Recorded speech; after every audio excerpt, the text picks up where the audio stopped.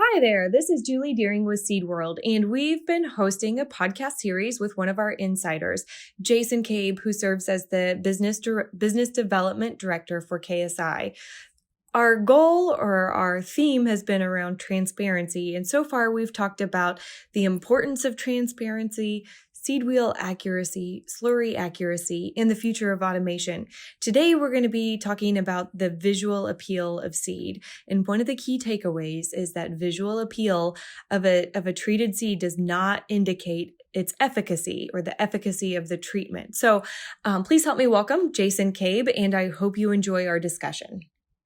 Thanks again for sitting down with me today. I believe the focus of our conversation has to do with seed size and accuracy. And we've written a little bit about this before, but it definitely plays into the transparency aspect of things as well as just helping people to understand and bring clarity to seed treatments as it relates to maybe some of the different production seasons and the variability in seed size. So share with me kind of your experience here and what you see.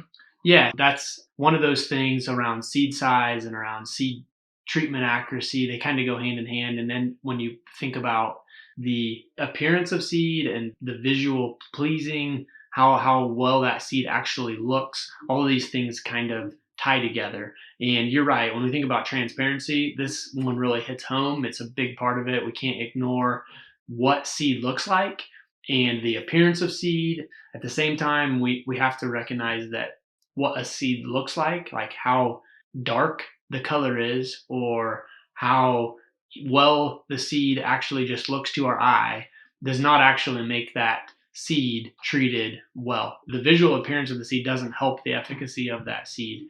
Visual appearance really only is a way, in my mind, to allow you to get to the next step of conversation with your customers. So when we think about accuracy and we think about the importance of the actual active ingredient that's going on each individual seed, that can be complex and you need some time to be able to talk through that with your customers. And so the visual appearance of seed is important just from that standpoint. Like, you want to make sure that we can get to the next level of conversation.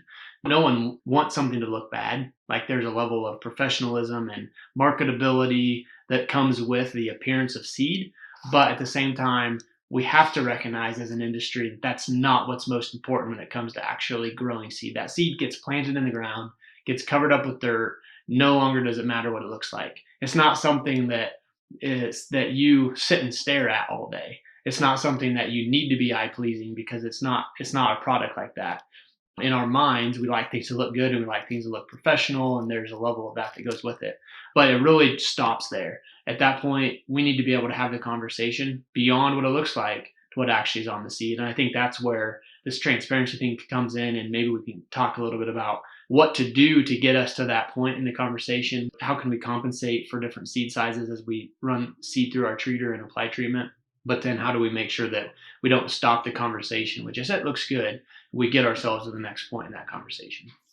Let's go backwards for a minute and maybe start with the person in mind who maybe is not intimate with this particular issue. And so let's just talk about seed size and the active ingredient and the appearance and how a farmer might see that in the end.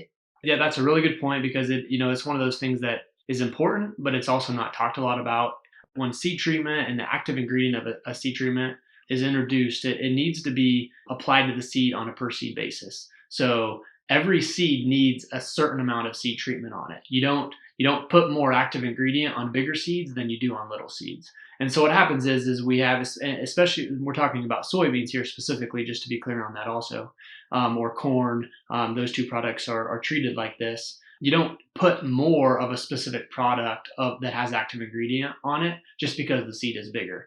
And that's important to make sure we understand. And so what happens is we have a really small seed. And if you can visualize this, a small seed that gets the same volume of seed treatment on it as a big seed does, the big seed is going to look like it has less seed treatment than the little seed. So a little seed, by appearances, is going to look very well covered. It's going to be darker. It's going to look to our eyes really good. And when we look at big seeds with the exact same application rate, is going to look lighter. It may not have covered the seed as well. It may look more spottier. And that's the nature of, and that doesn't mean you're not following the label rate. In fact, it means that you probably are following the label rate at a per unit or per seed basis, which is an important thing to think about when we're applying seed treatment to corn or to soybeans.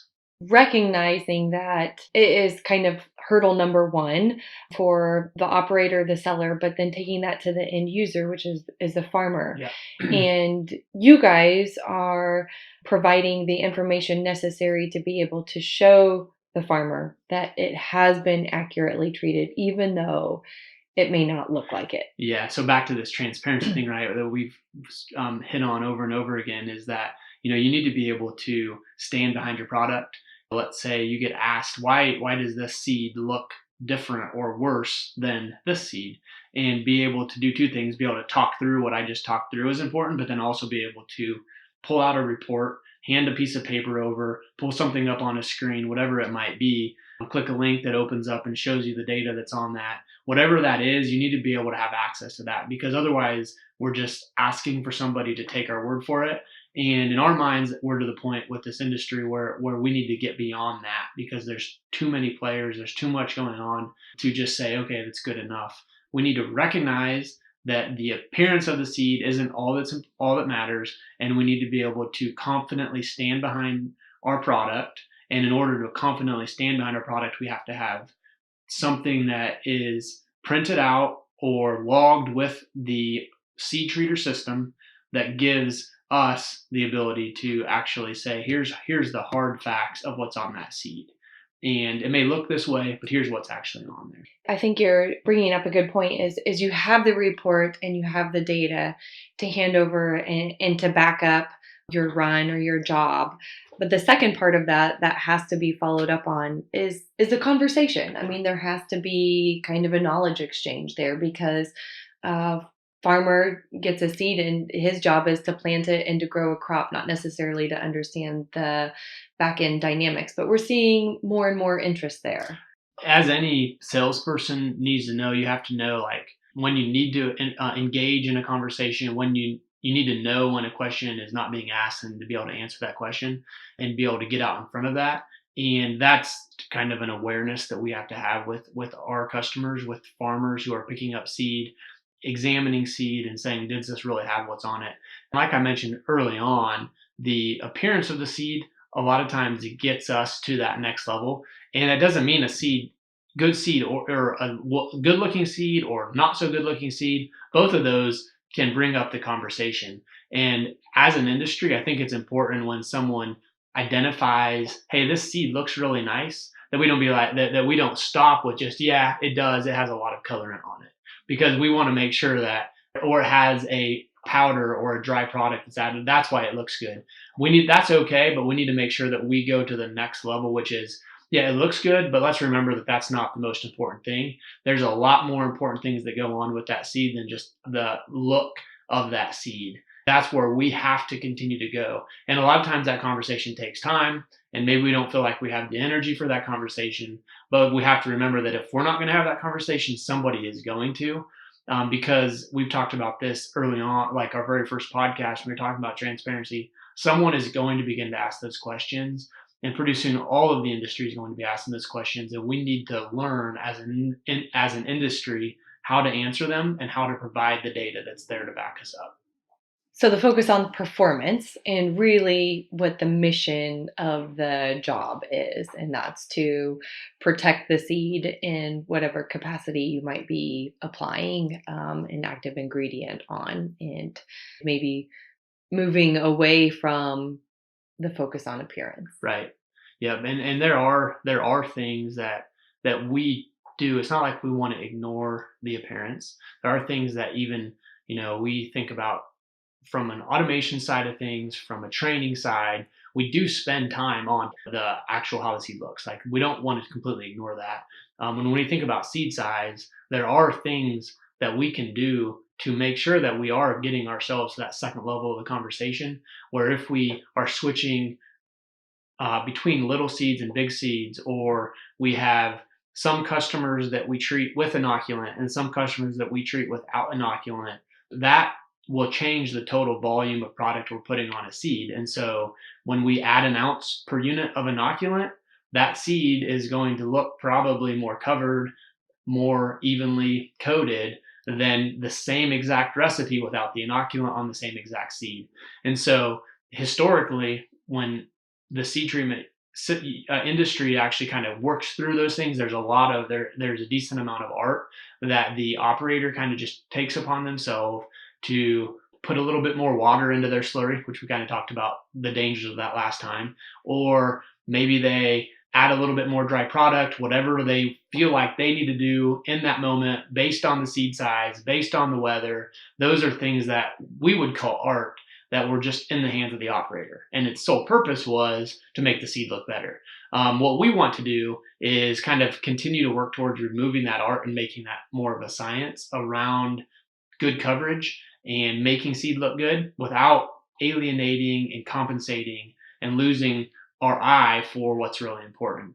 And so there are things, that we encourage our customers to do when they are selling seed or when they're putting equipment in. And it all kind of focuses around when you have seed size changes, when you have different recipe application rates, what are things that you can do to make sure that your seed does still look good across all these variations of what you are wanting to provide to your customers. And removing or paring down that art and focusing more on the science is not only good for the farmer and the end product, but also for the seed industry when we think about the regulatory and environment and some of the questions that policymakers or regulators might be asking in this arena. Yeah, because I mean, it's not good enough to say, well, I was just trying to make my seed look better, so I threw in another gallon of water into my slurry and I didn't adjust my rate, and there's no way to ever track and know what's going on. There's a stewardship part of this here that we want to continue to be working towards and providing our customers the ability to say, okay, let the system look at your seed size, let the system look at your total recipe and make some of those decisions for you and not put the pressure on the operator to make those decisions himself. Let the testing that's done, the programming and the logic, all of the stuff that goes behind the scenes, let that work itself out and kind of be something that just happens. And the user finds themselves and the seed treater finds itself in a position where it's treating seed across all the spectrum of these variables without the operator having to worry and providing the same looking product without the operator having to make these decisions that they're increasing the water rate or decreasing the water rate without the operator having to make those decisions on their own like they used to. I think when you focus on the science, everything comes together. Yeah. Super. Well, I think that's a good place to leave us for today. I appreciate it. It's always good to be here with you, Julie. Thank you for having me on again. Well, that's it for today's Insider Podcast with Jason Cabe. Thanks for listening. It's our hope that you found this information not only insightful, but also of value. This is Julie Deering signing off.